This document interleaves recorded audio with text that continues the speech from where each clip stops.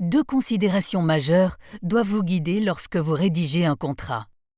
Premièrement, vous devez connaître votre objectif et savoir comment l'atteindre. Deuxièmement, vous devez formuler, dans un langage juridique clair, spécifique et précis, les actions que les parties devront mener. Commencez par fixer votre propre objectif et votre propre approche. Fixez vos objectifs et vos attentes par écrit et de manière précise avant d'entamer toute négociation. Il peut également être utile d'écrire ce que vous ne voulez pas. Soyez aussi précis et détaillé que possible. Tout ceci constituera vos lignes directrices de négociation.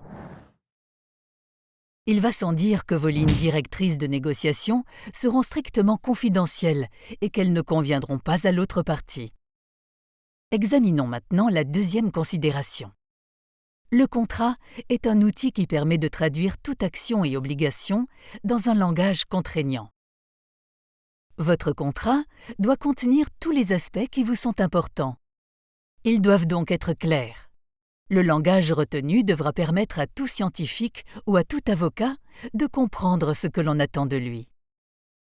Le texte doit être autosuffisant pour la négociation et la rédaction du contrat APA. En effet, contrairement à d'autres domaines du droit, il n'existe aucun corpus juridique applicable à l'APA. S'agissant de contrats APA, les tribunaux ne peuvent pas recourir à la jurisprudence pour trouver une solution. Ainsi, si votre contrat est imprécis, le tribunal rendra son jugement uniquement sur la base de sa propre interprétation des termes de votre contrat. Si ceci manque de clarté, la décision de justice risque de ne pas être en votre faveur. La précision est la clé du succès. Évitez les formulations qui laissent place à l'interprétation. Prenez par exemple le mot « raisonnable ». Si vous demandez à 10 avocats ce qu'ils entendent par « raisonnable », vous obtiendrez au moins 11 avis différents, pas très utiles. Et même lorsque vous pensez que toutes les parties à la négociation parlent de la même chose, par exemple des avantages, vous constaterez qu'elles ont souvent à l'esprit des choses qui diffèrent totalement. Soyez précis et assurez-vous que tout le monde est au même diapason. Gardez toujours à l'esprit que les termes non spécifiques et les formulations imprécises se retourneront très certainement contre vous. Une ambiguïté dans votre contrat APA pourra entraîner l'inapplicabilité du contrat dans sa totalité. Les mots et les termes ambigus sont donc à bannir. Un autre aspect important. Comme nous l'avons appris dans les leçons précédentes, votre contrat APA devra être évolutif, surtout s'agissant du partage des avantages. Rappelez-vous notre exemple.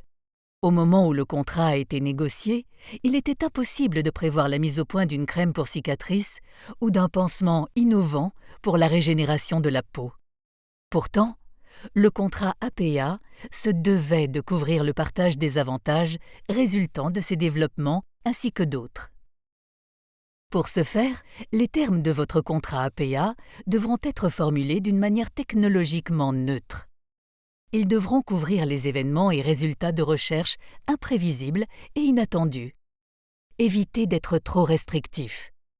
Veillez également à définir clairement les points de déclenchement et les conséquences en cas d'inaction.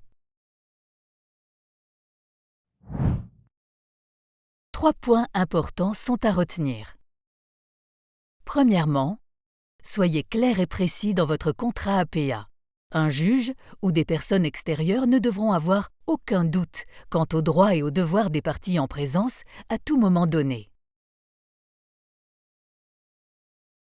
Deuxièmement, les obligations contractuelles devront être clairement énoncées et spécifier notamment des points de déclenchement clairs pour leur exécution.